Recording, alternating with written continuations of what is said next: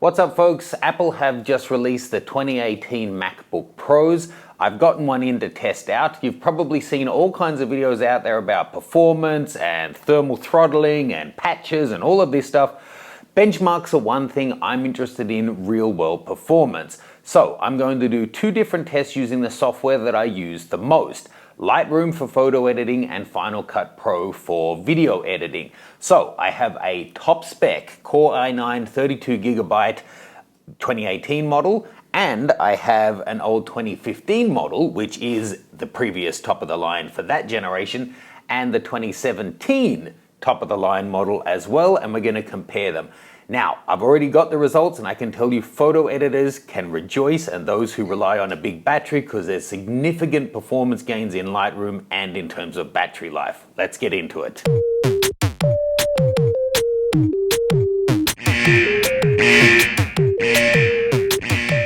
This video is brought to you by NordVPN. I've been a paying customer of NordVPN for over 18 months, and I'm happy to be able to offer you guys 77% off their 3-year plan. Just jump on over to nordvpn.com/Matt Granger and use the code Matt Granger. Links in the caption below. Now, beyond the general reasons why you want to be using a VPN for privacy and general protection, I use a VPN because I travel so much, and anytime I'm connected to a public Wi-Fi hotspot, whether it's on my laptop or on my phone, I use NordVPN to protect my data. I also find that I'm able to get better deals on my flights and hotel bookings by using the VPN to look like I'm in a different country. For whatever reason, some websites will give you a better deal if they think you're in Europe or Asia or Africa rather than in the United States.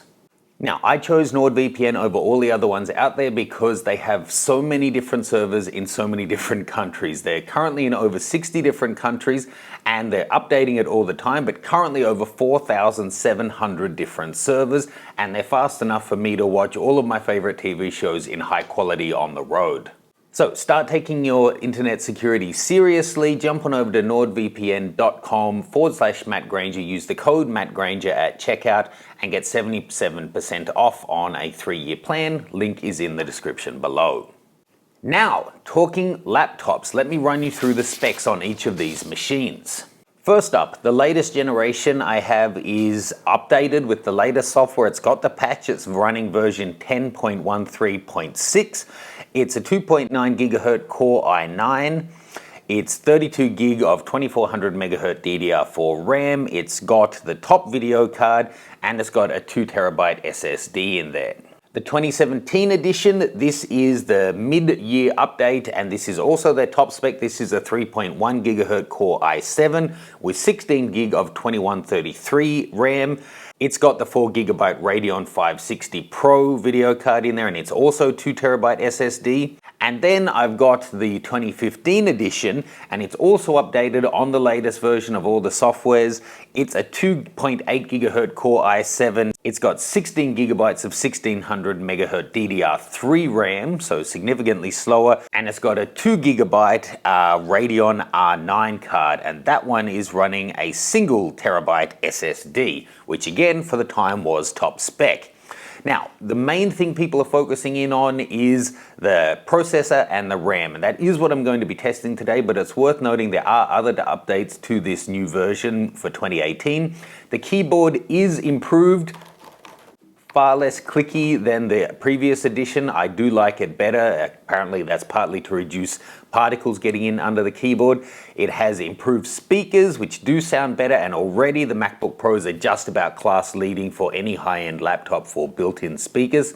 And it's now got Bluetooth 5. Okay, so let me tell you the tests that I have run here. First of all, I set up each of the computers with the latest software, the latest firmware, all of that stuff. So we're all on even footing here.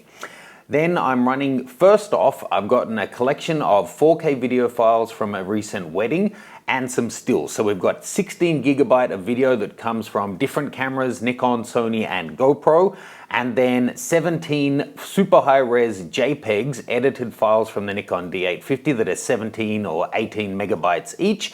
And I'm throwing that all together to make about an 18.5-minute timeline. exporting it onto the desktop and seeing how fast it can do that whole process. The second test I'm doing straight after that, whilst it's still, been working for that amount of time at full power, then I'm opening up Lightroom, and I've already imported 501 NEF raw files from the Nikon D850 that in total is about 35 gigabytes of files. I'm putting on a whole bunch of edits onto each of those files, and then I'm exporting them out into high-res JPEGs and timing how long that takes, and I'm pulling out the power cord, and so they're going to do the export with no power attached, and we're going to measure how long it takes to export all 501 files and how much of the battery is actually drained. And I have to say, I was quite surprised by the results. So let's take a look at them. First of all, the 2015 model. Now, like I said, this was top spec for its day, and if you're looking for pro connectivity, this is the one that had HDMI and a SD card reader. It's got two Thunderbolt 2 ports, two regular USB ports. It's kind of loaded, and they are almost collectibles now that the later generations don't have SD cards built in. This guy with Final Cut Pro, the latest version, exported that file in 20 minutes and 28 seconds, or 1228 seconds. Not too shabby. And in terms of the Lightroom export, that took quite a while. It was 44 minutes and 18 seconds. And at the end of that, it only had 44% battery left. So it used over half of the battery to do that in 44 minutes and 18 seconds. That's where we were. Then, comparing that to the 2017, you're going to expect a fair jump in performance, right? For the Final Cut Pro, yes, we did see that. It's down from 20 minutes 28 to 16 minutes and 14 seconds, or 974 seconds in total. So that's a fairly significant improvement in terms of speed. Then with Lightroom, I was surprised there was very little difference. It still took 43 minutes and 42 seconds to export on the top spec 2017 model. And at the end, again, even though this is a much older battery, this still only had 47% battery. So a really marginal difference between the 2017 and the 2015 for Lightroom performance and battery life whilst doing that. Then the 2018, this is the latest one, this is patched, this has everything at its optimum performance.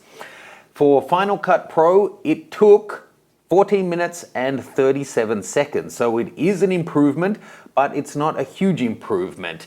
That's 877 seconds. So compared to the 2017, it's 10 or 11% faster. Compared to the 2015, it's about 40% faster. So pretty good, but not a huge difference. I would have honestly expected more like a 30% and 60% improvement over these two, rather than just, 11 and 40% still. But Lightroom is when this thing really came to life. The others, just reminding you, took 44 minutes and 18 seconds, 43 minutes and 42 seconds. The 2018 model did it in 28 minutes and 14 seconds. And whereas this only had 44% battery left, this had 47% battery left, this guy still had 67% battery life. Now, Apple said they increased the battery capacity of the 2018 model, but didn't claim any extra battery life. That was just meant to offset that it's not using low voltage RAM anymore. But in that test, it got significantly better battery performance than either of these. So for Lightroom, we were getting 54% better performance than the 2017 and 57% better than the 2015. That's a significant improvement and not something that I really expected, considering that this is optimized obviously for their own software for Final Cut, and normally Adobe software doesn't perform as well as it could on Apple. So I'm kind of surprised that Lightroom had such a huge increase in performance with the latest generation i9 processor. Really nice to see, because that is something that I'm often doing on the road. And if I'm, sitting in the back of a van on a windy road heading up to a mountain in Bhutan, to have the additional battery life to be able to export photos and not completely drain the battery life is a really great advantage for me. So I was quite surprised at that. That said, is that enough to justify upgrading if you have the 2017 or the 2016 or the 2015? It's really up to you. The spec that I have is not a cheap computer. You're looking at over $4,000 if you want the big SSD. Significant savings if you go for a half or 1 terabyte option though. But do keep in mind, apart from the battery and that performance difference, you are getting the better speakers, the Bluetooth version 5, and otherwise it's exactly the same exterior to the 2017 and 2016 models. If you are looking at getting one of these and you're not located in New York or New Jersey, let me suggest that you go to B&H Photo for it. That way you'll avoid the state sales tax that otherwise you will pay if you order it directly from Apple, because they have stores everywhere. And don't forget, do check out nordvpn.com/Matt Granger and use the code Matt Granger to get that 77% off deal for a 3-year sign up. Let me know your thoughts. Let me know if you're going to upgrade. For now, I need to decide if I'm going to keep the 2018 model or return it and stick with my 2017. What would you do? I'll see you soon.